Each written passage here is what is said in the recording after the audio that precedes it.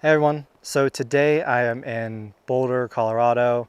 I'm on a pretty small trail right outside of Boulder. It's more of like a walking trail, which is actually something that's a little bit refreshing.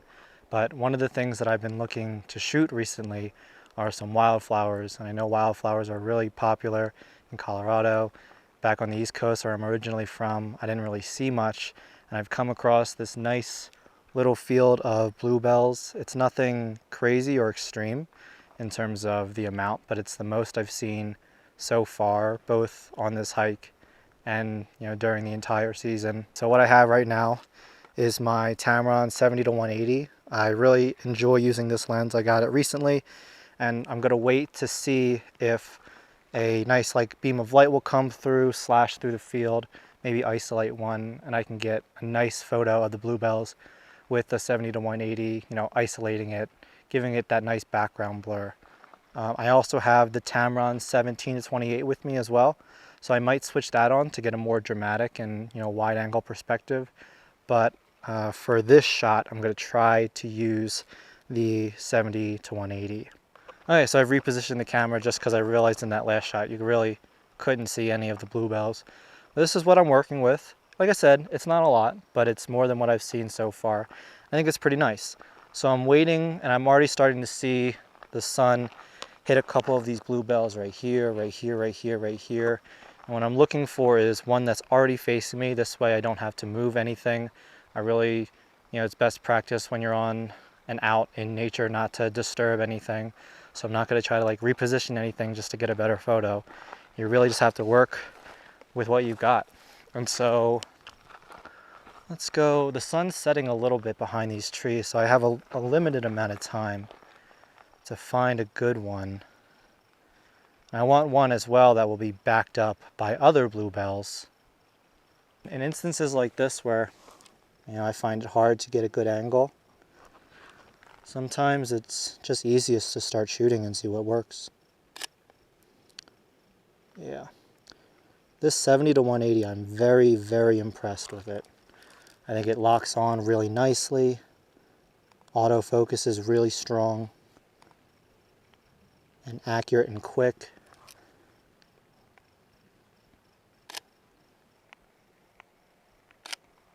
Okay, so I've switched to the 17 to 28 Tamron lens, and I'm going to try to go into some of the more densely populated areas, try to get like a more wide angle perspective. I feel like this can make a nice, almost like a phone wallpaper or something like that. Yeah, and so one of the things that I'm trying to get better at is shooting at the more extreme angles. I feel like I'm really comfortable between like 28 to 85, but really like when you get a little bit more extreme, like 17 and then 180, I struggle a little bit coming up with decent compositions. And so one of the reasons I'm using these lenses so frequently is because I need to get better at them, because they're such useful focal lengths in the field.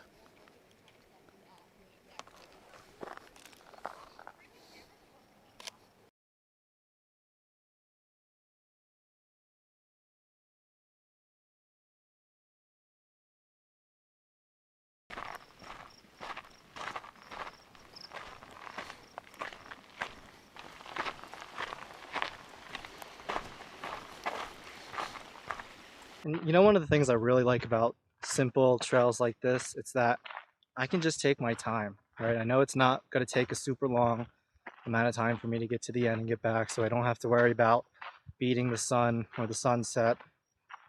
The terrain is pretty level. There's the occasional spike, but that's it. So I'm not like constantly out of breath or just focusing on my breathing. Maybe that's just because I'm out of shape with the harder trails that I have taken on so far.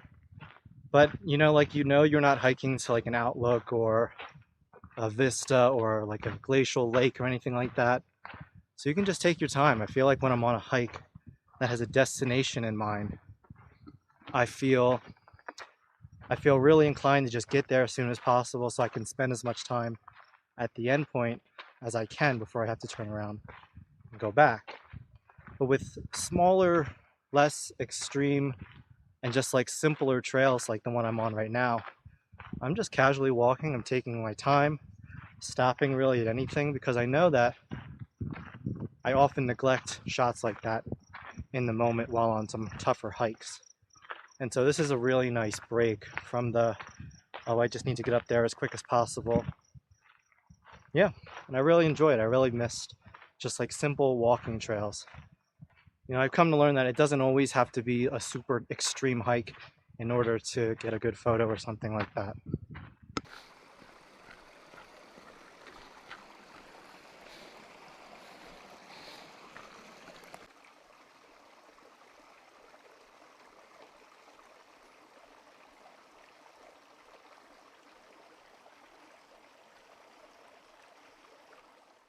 So I just missed an opportunity to get a really cool shot of a duck.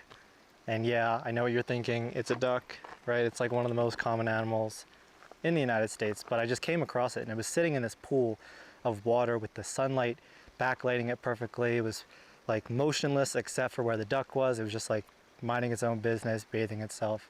And I had my stuff. I was taking too long to set up my tripod because the ground was uneven.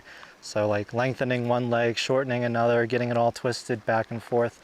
And a lady with their big like golden retriever came by and the golden retriever just went after it. The duck flew away and I lost my shot because it took me too long to set up my tripod because I wanted to film the moment rather than just like taking out the camera and getting the shot. Luckily, I found the duck again, right? I see it. It's sitting on a rock, like hidden underneath some shrubbery. And so I'm just waiting here, hoping it'll move back. It looks pretty comfortable. It probably doesn't want to go back to that spot because it's a little traumatized. I know if I were a duck, I would be a little traumatized. I know I said I was done filming for the day, but I just came across another duck right there. I don't know if you can see it because of the wide angle lens, but it was camouflaged like in the water because it's brown, you know. I was just walking and I saw the slightest movement and I moved out of the way. So there it is. So now I'm going to try and get a photo of a duck for real this time. Alright, put the camera down. I'm going to try to set you up the tripod feature. Yeah. Oh, that's cool.